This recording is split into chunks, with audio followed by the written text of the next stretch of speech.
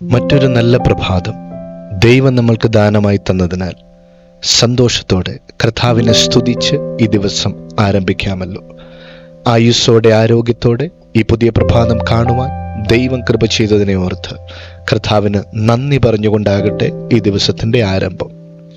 ഈ ദിവസത്തെ ചിന്തയ്ക്കായി തിരുവചന ഭാഗത്തു നിന്ന് വിശുദ്ധ മത്തായി എഴുതിയ സുവിശേഷം 7-ാം അധ്യായം 13-14 വാക്യങ്ങൾ വായിക്കുന്നു. ഇടുക്കുവാതിലിലൂടെ അകത്ത് കടപ്പിൻ. നാശത്തിലേക്ക് പോകുന്ന വാതിൽ വീതിയുള്ളതും വഴി വിശാലവും അതിൽ കൂടെ കടക്കുന്നവർ അനേകരുമാകുന്നു. ജീവങ്കലേക്ക് പോകുന്ന വാതിൽ ഇടുക്കവും വഴി ഞെരുക്കവുമുള്ളത്, അതിൽ കണ്ടെത്തുന്നവർ ചുരുക്കമത്രേ. കർത്താവിൻ്റെ വചനം നമ്മളെ ഓർമ്മിപ്പിക്കുന്നു 2 തരം വാതിലുകൾ. ഒന്നാമത്തേത് ഇടുക്കമുള്ള വാതിൽ, അതിൽ കൂടെ പോകുന്നത് അല്പജനം. രണ്ടാമത്തേത് വിശാലമായ വാതിൽ, വിശാലമായ വഴി, അതിൽ കൂടെ പോകുന്നവർ അനേകർ. ഈ 2 വാതിലുകളിൽ കൂടെ കയറിയാൽ അതിൻ്റെ അവസാനങ്ങളും ദൈവവചനം വളരെ വ്യക്തമായി ഓർപ്പിക്കുന്നു.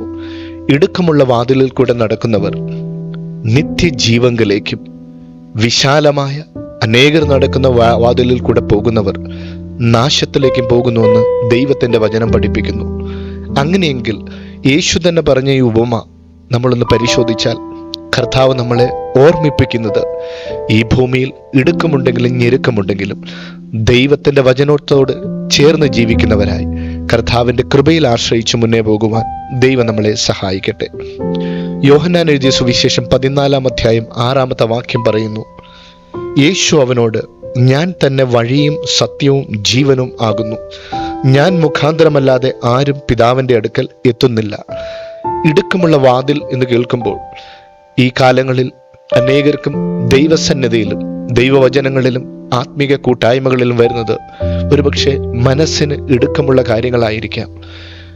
പാർട്ടികളിൽ, ആഘോഷ പരിപാടികളിൽ, മറ്റ് ലോകത്തിൻ്റെ എല്ലാ ചിന്തകളിലും മോഹങ്ങളിലും നടക്കുവാൻ അനേകർ കൂട്ടം കൂട്ടമായി സ്റ്റേഡിയങ്ങളിൽ, ഓരോ ഫംഗ്ഷനുകളിൽ, പബ്ബുകളിൽ, ഡാൻസ് ബാറുകളിലെല്ലാം പോകുമ്പോൾ ഒരു ആത്മീക കൂട്ടായ്മയ്ക്ക് കർത്താവിൻ്റെ വചനം കേൾക്കുവാൻ യേശുവിൻ്റെ സഭയിലേക്ക് വളരെ ചുരുക്കം ആളുകൾ കടന്നു വരുന്നു.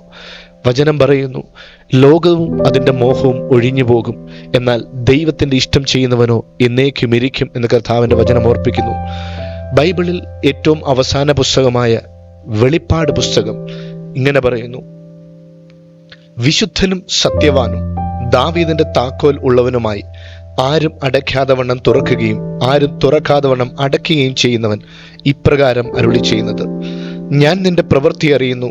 ഇതാ, ഞാൻ നിന്റെ മുമ്പിൽ ഒരു വാതിൽ തുറന്നു വെച്ചിരിക്കുന്നു, അതാർക്കും അടച്ചുകൂടാ.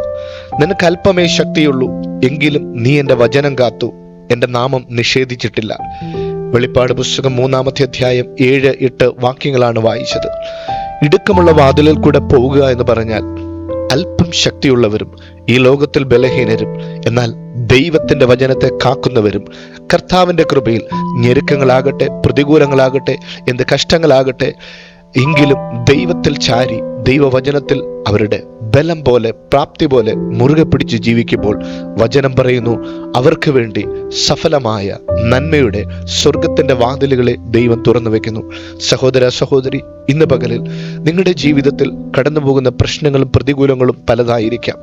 പലപ്പോഴും എന്തിനാണ് ഞാൻ കർത്താവിൽ വിശ്വാസത്തിൽ നിലനിൽക്കുന്നത് എന്ന് ആലോചിച്ചിട്ടുണ്ടാകാം. എങ്കിലും ഈ പ്രതികൂലങ്ങളും ഈ പരീക്ഷകളും അല്പം കൂടെ സഹിച്ച് കർത്താവിൻ്റെ കൃപയിൽ ദൈവവചനത്തിൽ ഒന്ന് ചാരി നിന്നാട്ടെ. നിനക്കല്പമേ ശക്തിയുള്ളൂ, എങ്കിലും നീ എൻ്റെ വചനം നിഷേധിച്ചിട്ടില്ല. ദൈവത്തിൻ്റെ വചനത്തെ മുറുകെ പിടിക്കുമ്പോൾ പ്രതികൂലങ്ങളിൽ, കഷ്ടങ്ങളിൽ, നമ്മുടെ ജീവിതത്തിൻ്റെ എല്ലാ ഭാഗങ്ങളിൽ അതിനെ മുറുകെ പിടിക്കുമ്പോൾ അതിനെ കാണുന്ന, അതിനെ ഓർക്കുന്ന ദൈവം പുതിയ വാതിലുകൾ, അനുഗ്രഹത്തിൻ്റെ വാതിലുകൾ, നിത്യതയുടെ വാതിലുകൾ, നന്മയുടെ വാതിലുകൾ നമുക്ക് വേണ്ടി തുറന്നു വെച്ചിരിക്കുന്നു. ഈ ദിവസം നിങ്ങൾ മറന്നുപോകല്ലേ, കർത്താവ് നിങ്ങൾക്ക് വേണ്ടി ഒരു അനുഗ്രഹത്തിൻ്റെ, നന്മയുടെ, കൃപയുടെ വാതിൽ തുറന്നു വെച്ചിരിക്കുന്നു. വെളിപ്പാട് പുസ്തകം 4-ാം അധ്യായം 1-ാമത്തെ വാക്യം, അനന്തരം സ്വർഗത്തിൽ ഒരു വാതിൽ തുറന്നിരിക്കുന്നത് ഞാൻ കണ്ടു. കാഹളനാദം പോലെ എന്നോട് സംസാരിച്ചു കേട്ട ആദ്യത്തെ ശബ്ദം എന്നോട്, ഇവിടെ കയറി വരിക. ബൈബിൾ പറയുന്നു, ഈ ഭൂമിയിലുള്ള പല വാതിലുകളും നമ്മുടെ മുന്നിൽ അടയ്ക്കപ്പെടുമ്പോൾ സ്വർഗത്തിന്റെ വാതിൽ നമുക്ക് വേണ്ടി ദൈവം തുറക്കും. പലപ്പോഴും നിന്റെ ജീവിതത്തിൽ കർത്താവ് ഒരുക്കിയ നല്ല വാതിലുകളെ കാണുവാൻ ഈ ഭൂമിയിൽ അവന്റെ വചനത്തെ അനുസരിച്ച് അവന്റെ കൽപ്പനകളിൽ കർത്താവിന്റെ കൃപയിൽ ജീവിപ്പാൻ ദൈവം നമ്മൾ ഓരോരുത്തരെയും സഹായിക്കട്ടെ. ഈ ദിവസം അനേകം വാതിലുകൾ ദൈവം നിങ്ങൾക്ക് വേണ്ടി തുറക്കുന്നതായിരിക്കട്ടെ. ഒരുപക്ഷെ നിങ്ങൾ പോകുന്ന ജോലികൾ, ഇന്റർവ്യൂകൾ, ഭൗതിക ആവശ്യങ്ങൾ, കർത്താവിനെ പ്രതി യേശുവിൽ ചാരി നിങ്ങൾ ജീവിക്കുമ്പോൾ അനുഗ്രഹം, ദൈവികമായ നന്മയുടെ വാതിലുകൾ അവൻ നിങ്ങൾക്കായി തുറന്നു വെച്ചിരിക്കുന്നു. മാത്രമല്ല, ഈ ഭൂമിയിൽ ഇടുക്കമുള്ള വാതിലിൽ കർത്താവിന്റെ വചനത്തിൽ ചേർന്ന് ജീവിച്ചാട്ടെ. നിത്യതയിൽ സ്വർഗീയ സന്തോഷത്തിന്റെ വാതിലുകൾ പിതാവിനോടുകൂടെ, ദൂതന്മാരോടുകൂടെ, യേശുവിനോടുകൂടെ നിത്യ യുഗങ്ങൾ വാഴുവാനുള്ള സ്വർഗീയ മഹത്വത്തിന്റെ വാതിൽ പിതാവ് നിങ്ങൾക്കായി ഒരുക്കി കരുതി വെച്ചിരിക്കുന്നു. ഒരു നല്ല ദിവസം കർത്താവിനോട് ചേർന്ന് ജീവിപ്പാൻ ദൈവം നിങ്ങളെ സഹായിക്കട്ടെ.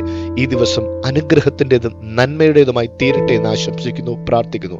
കർത്താവ് നിങ്ങളെല്ലാവരെയും ധാരാളമായി അനുഗ്രഹിക്കട്ടെ. യേശുവിൻ നാമത്തിൽ ആമേൻ.